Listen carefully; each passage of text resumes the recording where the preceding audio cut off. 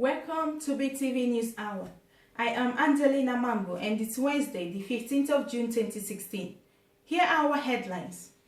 When Apostle SULEMAN speaks against Biafra, we see a man protecting his business empire. The ignorance of the northern elders, Nigeria alone cannot engage Biafra in war. Arms supply, a repeat of Nazi Holocaust by Germany against Biafrans.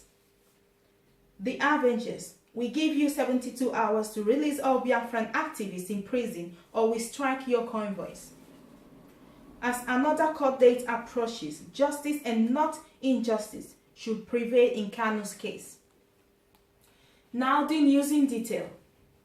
Apostle Johnson Suleiman said Igbos have not even ruled themselves and they are looking for a nation. Whoever told Apostle Suleiman that Biafra is an Igbo quest? So in all his self-acclaimed studies, he has not come across a basic history of Biafra land mass.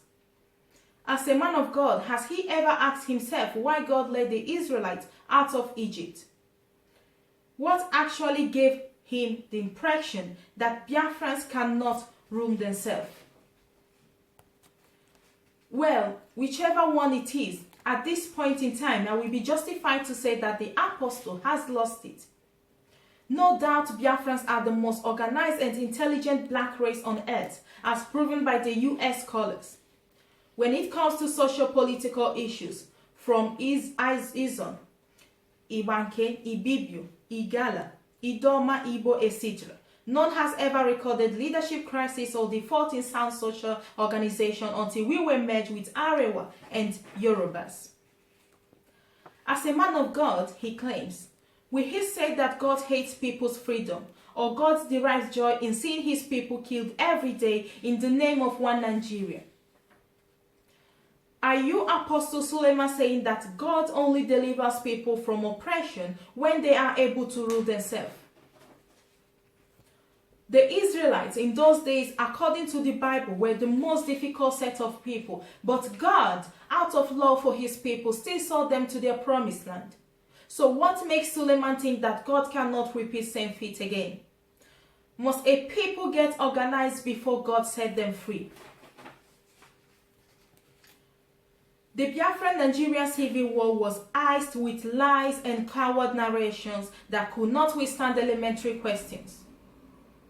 The stinking side of these peddling lies over the years is the unrepentant boasting of senile northern elders. Whenever the issue of Biafra is raised, they spew malodorous words like they should remember the civil war, they should not drag us into another war, and other weightless bunkers. When one looks at the faces of those who threaten Biafran with war, they never fought by themselves. You could easily perceive frustration and curses on their faces.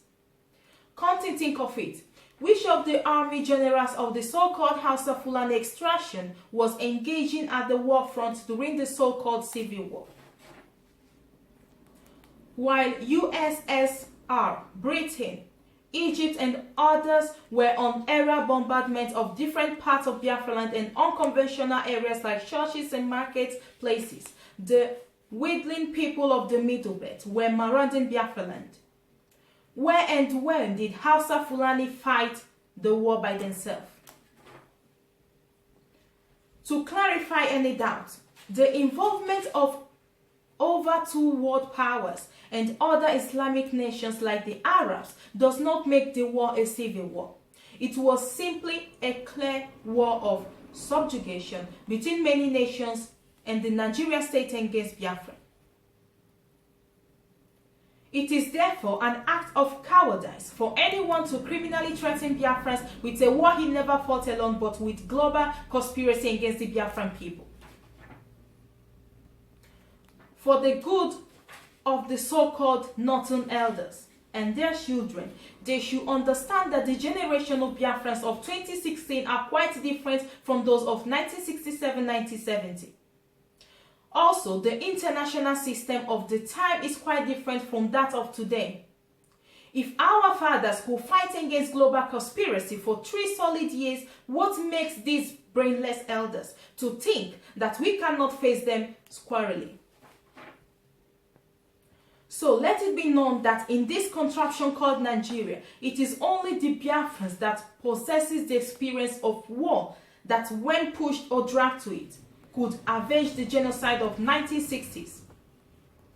If Biafrans could withstand the world and her evil for 3 solid years, what make the Northern elders feel they will escape it if the battle line is drawn today? For clearance of doubt, the world, especially Britain, should stay clear of this present agitation and let the whole of humanity to see if Nigeria alone can withstand both the military and mental finesse of the great Biafrans peradventure. It led to another unavoidable war. To be forewarned is to be forearmed. It is no longer news to the world that the people of Biafra have suffered an untold hardship, alien subjugation, and genocidal executions in the hands of Britain and Nigeria. The world has since remained silent while the British government have vowed that Nigeria must remain one and indivisible, even at the expenses of annihilating the entire Biafran people. The so-called civilized world in the 1967-1970 sat as spectators and watched to their amazement while the British government of Harold Wilson destroyed churches, refugee camps, markets, schools, farmlands, and executed the infamous blockade, thereby killing over 3.5 million Biafran civilians. Most of them, who were children and women, died of starvation.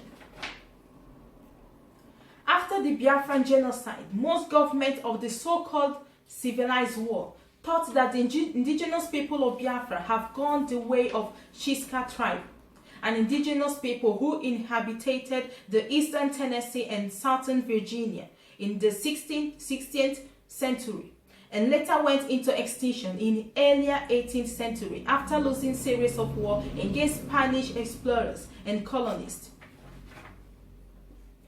But much to their surprise, few decades after the decimation of Biafrans, the population of indigenous people of Biafra IPOB has risen in the millions, numbering about 60-70 million, which with their identity and the language still preserved.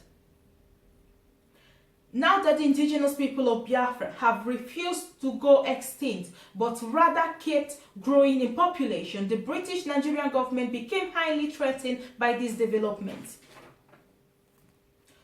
For their evil plan to continue flourishing, Biafrans must be stopped. To achieve their evil goal, they initiated all forms of political, social, and economic policies against the Biafran people, all in a bid to displace them from the scheme of things. But little did they know that the great liberator of Biafrans has arrived. Little did they know that the long prophesied liberator have emerged from the trigger of a gun continent. Little did they know that the amiable and passionate leader of the indigenous people of Biafra, Mazi Nnamdi Kanu, have emerged to liberate Biafrans for the British Nigeria oppression. Mazi Nnamdi Kanu, the leader of IPOB, emerged at the right time, deconstructing the evil status quo set by Britain and Nigeria against the Biafrans, liberating his people from mental slavery and impeding Islamization and giving them a semblance of human dignity. The British Nigerian government, frustrated by Nnamdi Kanu's success and conquest, reported to kidnapping, torture, and killing of IPOB in their great numbers, all in a bid to put fear in them so as to jettison the Biafran restoration project. But to their utmost disgust, it was all a bumbling failure. Instead of the so-called civilized world to seize this opportunity and publicly apologize to Biafrans for their evil and deafening silence during the genocidal war of 1967-70, and match it with action by supporting them politically, economically, military, and otherwise to right the wrongs committed over the years, they have rather chosen to unrepentantly remain quiet again, as though it doesn't concern them. In the face of their evil-sealed lips, one of the countries that has maintained silence is Germany, who instead of following the path of justice, truth and honor by supporting IPOB, chose the path of evil, hypocrisy and cowardice by supporting Nigeria. In the wave of recent genocide committed against IPOB at National High School Aba on 9th of February 2016 and the tragic 30th of May 2016 killings, among others perpetrated by the Nigerian military and other security forces, Germany government went ahead to announce their intention to supply military hardware, gunboats, fighter jets, and other things to the Nigerian government to perfect the ongoing genocide against the Biafran people, including those living in southern Biafra region, otherwise known as Niger Delta. The world may not be surprised by this announcement because Nazi Holocaust tendencies still reside in the consciousness of some modern-day average Germans. One would have thought that the maternal instinct in Angela Merkel will prevail over her sense of judgment, but that has not been the case. IPOB, under the leadership of Nnamdi Kanu, have the capacity to stand against all odds, both in Nigeria and across the world. Late General Chukwuemeka Odumegwu never knew the world was this evil. To himself, he thought he was waging war against the Nigerian government for the liberation and against the mass killing of Biafrans, not knowing British and their allies gathered against Biafrans. This time, things are very much different. IPOB is preparing a war against the world.